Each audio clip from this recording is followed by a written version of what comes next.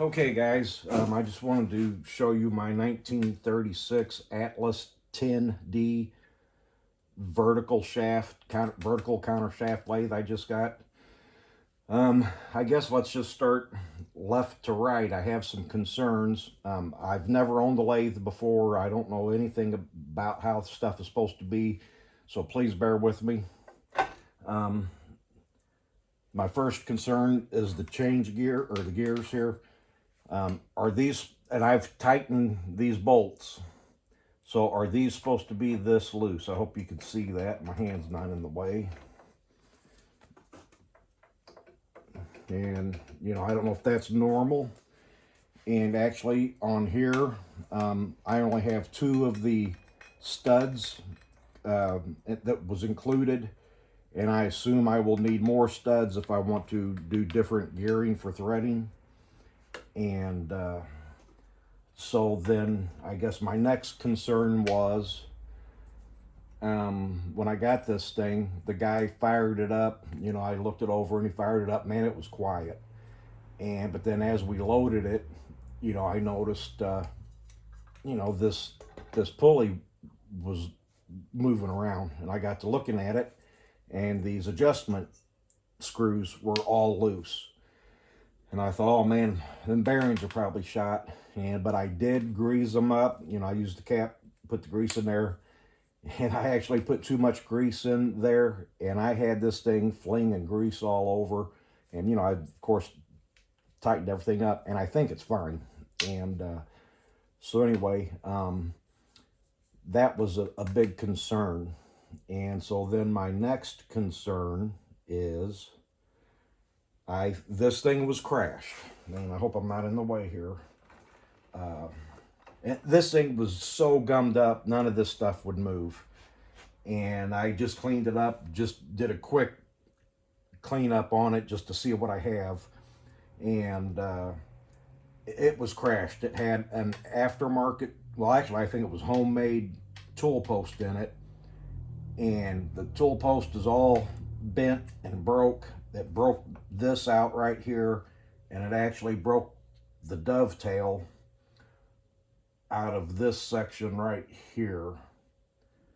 And when I got it, the cross slide would barely move, and this, I mean, it wouldn't move at all. And it turned out the gib strip in there was bent, and what it was, they, on this rear screw, gib screw, they adjusted it so tight, I guess it was traveled too far, and they bent it with that gib screw, I believe. But I'll post a picture, try to remember, and I want to make sure that there's a chunk out of this here, I don't know what you call the part there that has the bolt in it.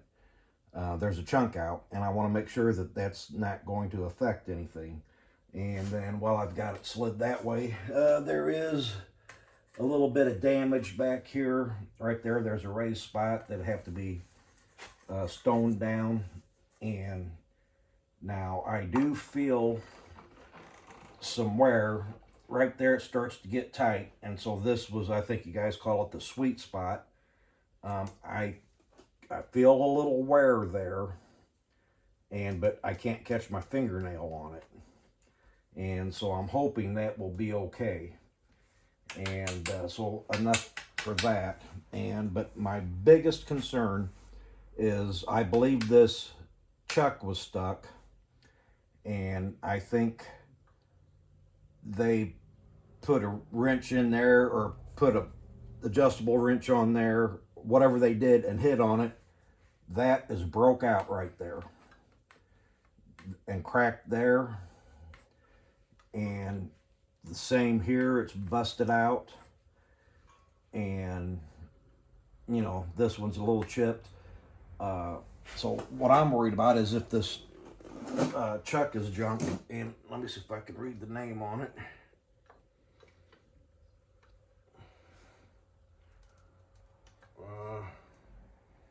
I can't read the loans if I put a light on it.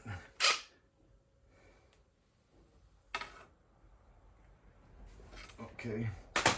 It is a Horton 6-inch 3-jaw chuck, and I don't know if they're to this chuck, but I did get 2 other sets of jaws with it that are different than this. And so I guess that's it for major concerns. And just to verify that this is a 1936, it has the 5/8 feed screw, and there is no power feed for the cross slide. And so, but what I'm curious about, it's obvious this thing crashed because the tool post is bent, this is all broke. Why didn't that sacrificial piece break is what I'm wondering. I don't know, maybe it did and they got another one and put on there, but this thing's so dirty it's filthy like the rest of the thing. And so anyway, what I have in mind is, and I'm actually going to disengage that, and I don't know if this is going to work. I have a big Allen wrench for a 1/2-inch drive, and I'm just going to try to bust it loose with that. But now I did order one of those 3D printed things that go on your gear, mesh with that gear, that's supposed to do the trick. And so anyway, it's unplugged, so now I'm gonna just try this, and I'm gonna start off easy.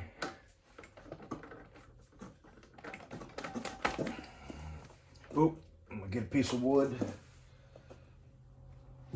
What have I got? Uh-oh, don't have a piece of wood handy. That's gonna have to do. Okay, I'll be surprised if this works. Okay, let's up the juice. Okay, up the power there.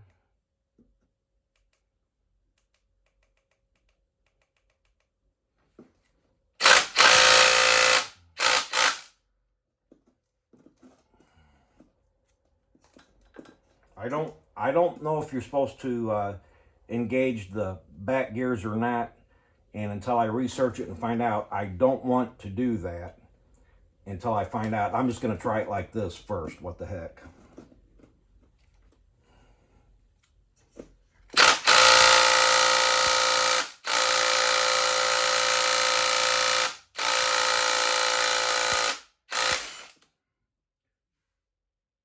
Okay, that,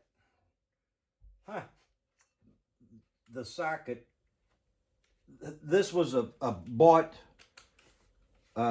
tool, big Allen wrench, and it just came out of the, so that's a fail. So anyway, okay, that's enough. So I'm gonna have to come up with a different method, and if you guys can advise of any good way to do that. But I do have that 3D printed thing to go on the what's that called, the bull gear. So we'll go from there. And thanks for any advice you have for me.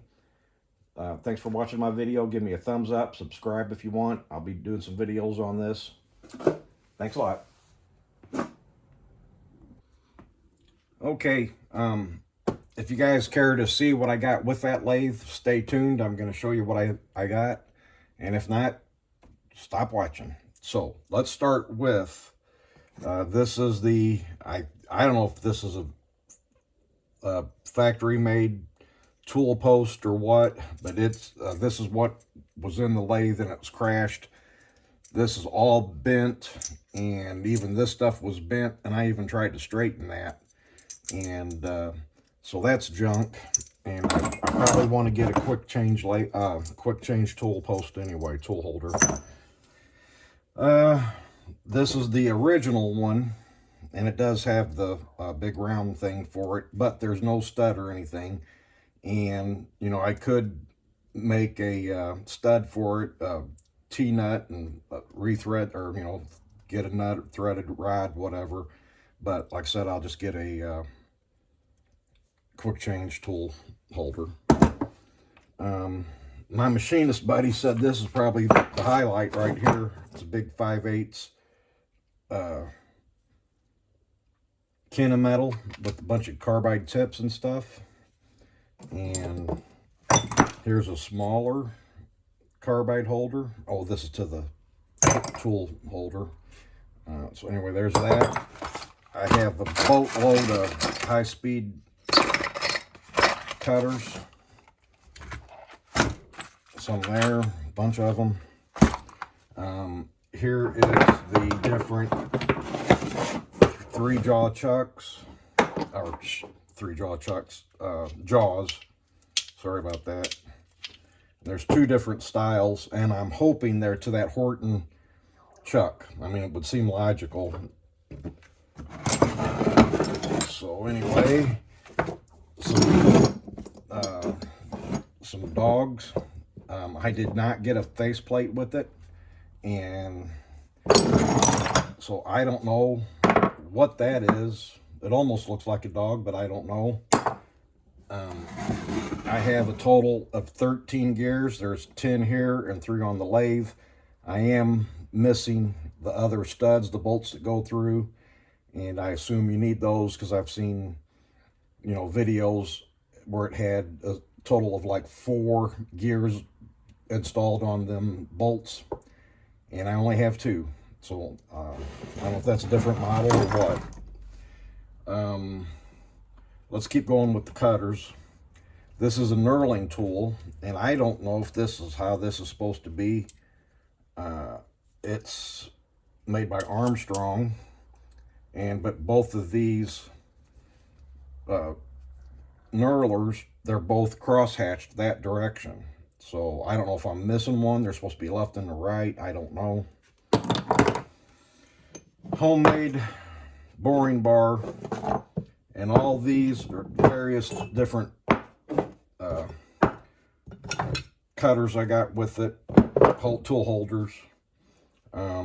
They're all Armstrong except this one, and another one, doesn't matter. And I don't know what this is. I think it's a that does fit in the compound thing, and I think it's and you put a tool in there, tool holder, and I think it's a spherical ball cutter, so maybe. And I believe this is a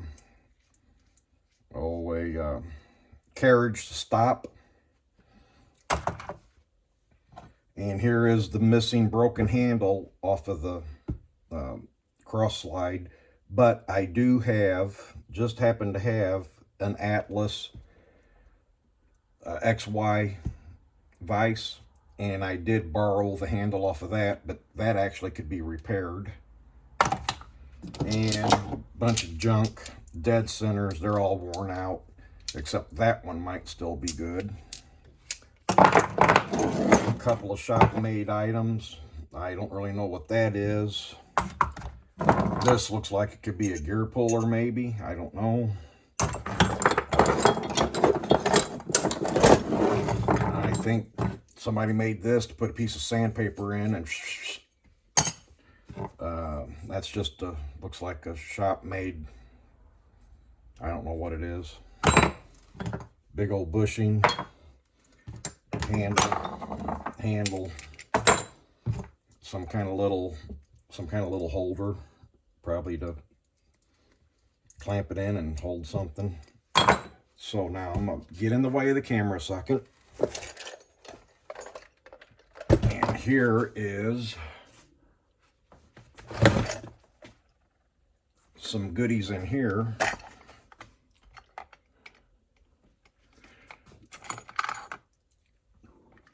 I don't know what kind of dies these are. They're made by Butterfield, and it has a slot in it, and there's a whole assortment of them. And some of them, I mean, that's micro-sized. And then also this is some very small collets, and it has that same slide in it, so I don't know what you do with that. Some kind of go, no-go gauge. Gap inspection, no-go gauge. Okay. And I don't know what that is. And this is some wood for wood centers. Have a whole bag of them. Craftsman dowel centers. And I don't know, these are some kind of Starrett jaws. I don't know what that would be too.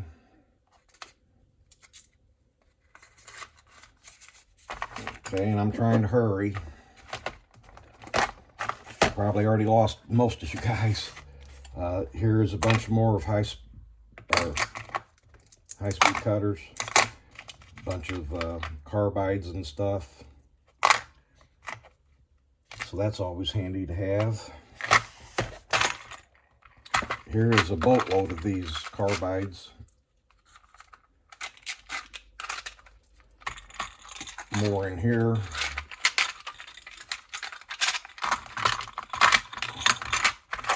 And then here, I don't know what these things are. They're marked, and I guess, I don't know, if to make sure you have the exact size hole or something, I don't know, but there's a whole assortment of them.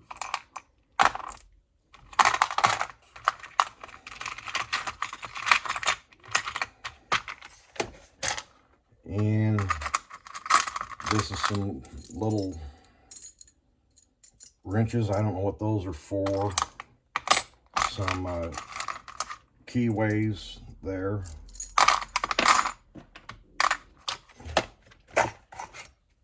Here is a bunch of dies. Some of them's a bit rusty. There's a couple of them that are broke, but these are all made in the USA. Different brands, I think. More dies, and here's a big boy die. So, you know, I always like dies because I don't actually have a nice set. I buy them one at a time as I need them. And here is what looks like new in the package. All the different sizes of countersinks. So that looks like about every size you could need. Well, I guess you get a bigger one. A few center drills, different sizes. And here is some little bitty tiny taps. A 172 fine thread tap. And there's 2 boxes of these. So this guy did some kind of micro stuff. And here I was surprised to see this. Here I thought I hit pay dirt, seeing all these end mills. And they're all new. Most of them's new. I haven't found any that look like they were used yet. Maybe 1 or 2. But there's all kinds of them. And I had my friend look at it. And he said, you might have... And here's a bunch more. You know, all new stuff. So anyway, like I said, I thought I hit the jackpot with these end mills. I thought they was about $5 or $10 a piece. And he said there's about $50 maybe worth of end mills. So anyway, so that's what I got. And so now I got to get busy. And actually, I need to stiffen up this workbench. This is going to be a temporary home for it. And I am going to make a place in my basement for it. And I don't know, I have a deal in the works. I might get some Atlas legs for it. I don't know if I want to do it. It won't cost me any money. It'd be trying to trade some stuff, you know. And if not, I'll just build a wooden bench in my basement. So anyway, there it is. Hey guys, thanks for watching. And again, please subscribe to my channel and give me a thumbs up. Thanks a lot.